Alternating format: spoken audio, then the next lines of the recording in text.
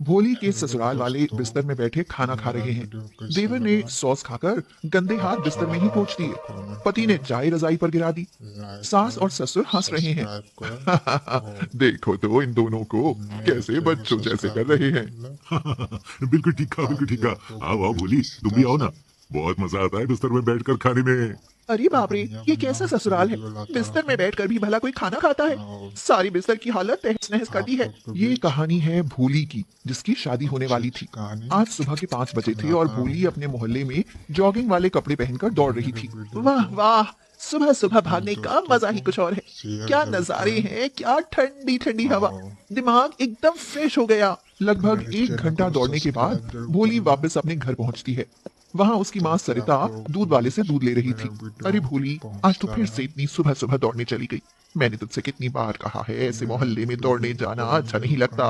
और तू है कि सुबह सुबह ये जीन्स चढ़ाकर दौड़ने निकल जाती है।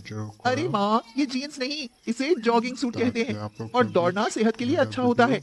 खासतौर पर सर्दियों में तो हमें ऐसे एक्सरसाइज करते ही रहना चाहिए, वरना हम मोटे हो जाएंगे। और मुझे मुझे आपकी तरह मोटा नहीं होना। हाँ। क्या क्या कहा तूने? मैं मोटी हूँ? और क्या माँ, आपका पेट निकल रहा है, इसलिए आप भी मेरे साथ एक्सरसाइज करने चला करो। हाँ। सरिता और भोली यही बातें करते हुए घर के अंदर जाती हैं। लेकिन तभी भोली के पिता रघुराज कहते हैं, अरे भोली, तुम्हारी माँ को तो तुम कितना भी समझा लो, वो कहीं दौड़ने नहीं जाने वाली। और अब तो तुम भी नहीं जा पाओगी। क्या? क्यों पापा? और आप तो कभी मुझे जॉगिंग पर जाने के लिए मना नहीं करते, तो आप क्यों? अरे बेटा, ऐसी कोई बात नहीं। मैंने तेरा रिश्ता तय कर दिया है और इसीलिए मैंने कहा कि अब तू यहाँ नहीं जा पाएगी, क्योंकि अब तो तुझे अपने ससुराल जाना पड़ेगा ना। अचानक से अपने पिता के मुंह से शादी की बात सुनकर भोली चौंक जाती है। ओह, रिश्ता? मगर पापा, आपने कहा था कि अगले साल तक ढूंढेंगे, तो इतनी जल्दी कैसे रिश्ता तय हो गया? अरे बेटी, मुझे लगा था रिश्ता मिलने में वक्त तो लगेगा ही, मगर अब इतना अच्छा रिश्ता मिल गया तो मैंने उन्हें हाँ बोल दी। बड़ा अच्छा परिवार है। लड़के का नाम मोनू है और वो बड़ी कंपनी में काम करता है। वो लोग बहुत अमीर हैं। अच्छा, ऐसा है क्या पापा? अरे, अगर ऐसा है तब तो आपने बहुत अच्छा किया। अब कब तक हम तुम्हारी लड़की को घर में बिठा कर रखेंगे? हाँ, हम कल ही लड़के वालों को देखने चलेंगे और फिर बात एकदम पक्की कर देंगे। जी बिल्कुल ठीक है। अगले दिन ही रघुराज अपने पूरे परिवार के साथ मोनू को देखने जाता है और मोनू भोली का रिश्ता तय हो जाता है। एक ही महीने में उनकी शादी भी हो जाती है। शादी के बाद भोली अपने ससुराल आ जाती है। वाह, कितना बड़ा और सुंदर ससुराल है मेरा। यहाँ के लोग भी बड़े अच्छे और पढ़े लिखे लगते हैं। तभी वहाँ भोली की सास उर्मिला आ जाती है और कहती है, अरे भोली, तुम यहाँ खड़ी क्यों हो? अरे, अब ये तुम्हारा अपना घर है, इतना शर्माओ मत। आओ, मैं तुम्हें तुम्हारा बेडरूम दिखाती हूँ। जी जी माँ जी, चलिए। उर्मिला भोली को सीढ़ियों के ऊपर उसके बेडरूम में ले जाती है। वो कमरा बहुत ही बड़ा था और उसके अंदर एक किंग साइज वाला बेड रखा था। वाह माँ जी, ये कमरा तो बहुत बड़ा और सुंदर है। हाँ बोली, ये घर का सबसे बेस्ट कमरा है और अब ये तुम्हारा और मोनू का ही है। शुक्रिया माँ जी। इसमें शुक्रिया कैसा? चलो, अब तुम तैयार हो जाओ। अभी थोड़ी देर में तुम्हारी पहली रसोई भी तो होगी ना। जी ठीक है माँ जी। भोली कपड़े बदल लेती है और एक सुंदर सी साड़ी पहन लेती है। साड़ी तो मैंने पहन ली, मगर सर्दियां आ गई हैं। मुझे तो ऐसे सिर्फ साड़ी में ठंड लग रही है। एक काम करती हूँ, ऊपर से स्वेटर भी पहन लेती हूँ। अचानक से कितनी ठंड होने लगी। भोली स्वेटर पहनकर रसोई में पहुंच जाती है। रसोई भी काफी बड़ी और मॉड्यूलर थी।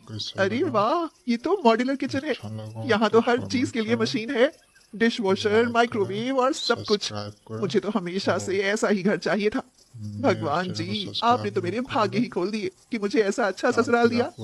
ये सब इतने मॉडर्न हैं, इन्हें तो मॉडर्न नाश्ता भी पसंद आएगा।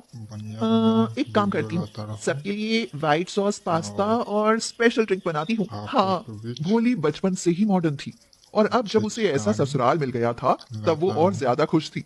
वो जल्दी से सबके लिए पास्ता और ड्रिंक बना देती है और बाहर ले जाकर बड़ी सी डाइनिंग टेबल पर सजा देती है। अरे बहू, ये क्या बनाया है? जी जी, वो मैंने अपनी पहली रसोई में सबके लिए व्हाइट सॉस पास्ता बनाया है और साथ में मोहितो। जैसे ही भोली इतना कहती है, उसके सभी ससुराल वाले शांत हो जाते हैं और एक दूसरे को देखने लगते हैं। ये देखकर भोली मन ही मन सोचती है, अरे ये क्या, कहीं मैंने इन सबको मॉडर्न समझकर कोई गलती तो नहीं कर दी। शायद इन्हें पता ही ना हो कि मोहितो क्या होता है। लगता है मुझे पूरी सब्जी ही बना देनी चाहिए थी। लेकिन तभी भोली का देवर चीकू हंसते हुए कहता है, अरे वाह भाभी, आपने तो कमाल कर दिया। हम सब तो यहाँ डर रहे थे कि आप कहीं वो पूरी सब्जी और खीर जैसी चीजें न बना दें, जबकि हमें तो यही सब खाना पसंद है।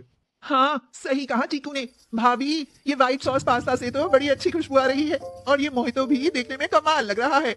चलो चलो खा कर देखते हैं। सभी लोग खाते हैं और उन्हें भोली का बनाया खाना बड़ा पसंद आता है। ये सब देखकर भोली बहुत ही ज्यादा खुश हो जाती है। बाद में वो सोचती है, बस अब तो मैं हमेशा खुश रहूंगी अपने ये मॉडर्न ससुराल में। इसी तरह से कुछ समय बीत जाता है और सर्दियां आ जाती हैं। सुबह सुबह भोली 5 बजे उठती है और सोचती है, वाह वाह, अब तो एकदम सर्दियां आ गई हैं। रजाई से निकलने का मन ही नहीं कर रहा। मगर नहीं, निकलना तो पड़ेगा। अभी तैयार होकर टहलने निकल जाती हूँ। ऐसा करने से एकदम तंदुरुस्ती आ जाएगी